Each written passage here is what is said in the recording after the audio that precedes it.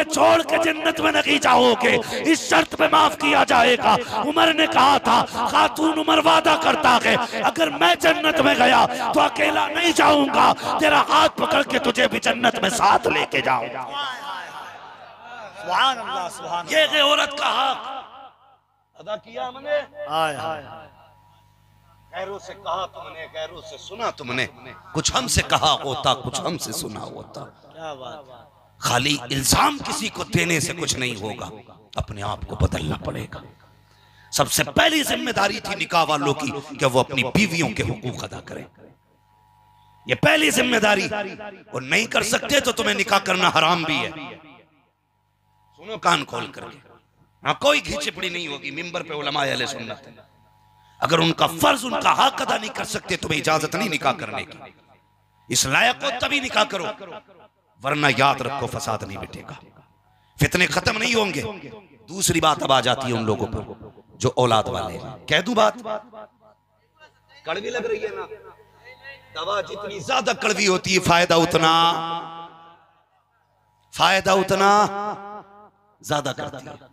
ये भी बात मेरी सुने, ये तो वो लोग थे जिन्होंने निकाह के बाद औरतों के हक अदा नहीं किए और पैसे के लालच में दुबई विदेश परदेश पहुंच गए। नहीं, अपने घर में रहिए, अपने बच्चों के साथ वक्त गुजारिए, उन्हें वक्त दीजिए, वरना याद रखिए ये बच्चे तुम्हारे लिए खून के आंसू बहाने का सबब बन जाएंगे। इसलिए वक्त दें अपने बच्चों को, वक्त दें और इनके साथ टाइम गुजारें। मेरे भाई, मैं कई लोगों को जानता हूं, कई लोगों को जिन्हें पता ही नहीं चला औलाद कब जवान हो गई। कई और कुछ आलसी इतने बड़े भी आलसी, समझते हैं ना आलसी। यहाँ क्या बोलेंगे हजरत, कोई बताएगा? काहिल, सुस्त, काहिल, आलसी इतने बड़े। बीवी कहती है जी घर का मसाला आना, तो लेटे लेटे चादर में से मुंह नहीं निकालता, कह रहा तू ही चली जा। अरे जा, तुझे कपड़े भी तो लाने थे, कपड़े का एक काम बढ़ा के बता के मंडी भेज देता ताकि खुद ना जाना पड़े। तू मर्द बे, अगर भूल गया तो तुझे बताऊं तू मर्द है।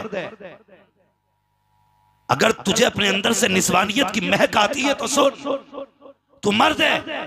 बाहर के काम तेरी जिम्मेदारी थी, घर के काम तेरी औरत की जिम्मेदारी थी। इसलिए नहीं गया, गर्मी में कौन जाएगा, जा खुद लिया जाके। नतीजा क्या निकला, एक बार ऐसी गई कि पलट के ही नहीं आई।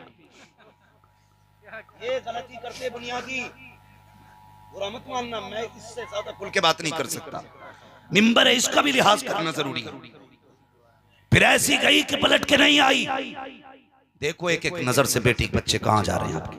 पढ़ाई के मुखालिफ हम नहीं, मैं तो कहता हूं बेटियों को पढ़ाओ ताकि तुम्हारी बेटियां गैर महरूमों के सामने अगर डॉक्टर के पास जाएं तो उनके कपड़े गैर मर्द के आगे ना उतरे।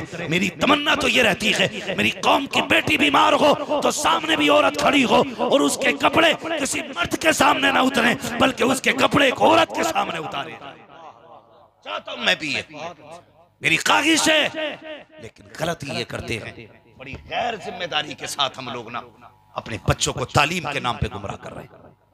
तालीम के नाम पे बाप मौज में फीस भर के कह रहा बेटी पढ़ रही है, आईएससी कर रही है, पीएससी कर रही है, एमकॉम कर रही है, बीकॉम कर रही है, जो मर्जी करे तू करा। लेकिन मेरे प्यारे मेरी बात गौर से सुन ले, मैं इनकार नहीं करता, लेकिन तालीम बेटियों के देने से पहले तुम्हें सोचना पड़ेगा। अगर आपकी बेटी तो ख्याल रखिएगा ऐसी जगह बेटी को भेजिए जहां पढ़ने वाली भी बेटियां हो, पढ़ाने वाली भी बेटियां हो। अगर बेटी स्कूल जाती है ऐसे स्कूल में एडमिशन कराइए जहां पढ़ने वाली भी बेटियां हो, पढ़ाने वाली भी बेटियां हो। याद रखिए इस्लाम किसी की मुखालफत नहीं करता, इस्लाम किसी को जलील नहीं करता। इस्लाम एक उसूल मुकर्रर किए है मजहब इस्लाम ने, कौन सा ज़ाब्ता दिया है, अगर इस ज़ाब्ते पे अमल कर लिया जाए खुदा की कसम पूरे फसाद का जनाजा निकल जाएगा, किसी की बेटी की आबरू नहीं लुटेगी। इस्लाम ये कहता है ओ लोगों निगाह के नीचे रखा करो, अगर मर्द नीची नजरें करना शुरू कर दे किसी की बेटी की आबरू नहीं लुटेगी। और इस्लाम ये कहता है और तो अपने आप को पर्दे में रखो, अगर औरतें पर्दे में रखें किसी की हिम्मत नहीं है किसी की आबरू लूट सके। एक साहब कहने लगे कि ये जितनी नकाब वाली बिगड़ी हुई है बेनकाब वाली बिगड़ी नहीं है। मैं कहता हूँ नादान गलत कह रहा है, जिसे तू कहता है ये नकाब वाली बिगड़ी है, नहीं, आज बिगड़ी हुई ने नकाब पहन लिया है, अपने आप को नकाब में छुपा छुपा के अपने ऐबों को लेके जा रखी है। खुदा की कसम खा के कहता हूँ, अगर पहले दिन से इसे नकाब पहनाया होता तो इसका किरदार भी सलामत होता, इसकी इज्जत भी सलामत।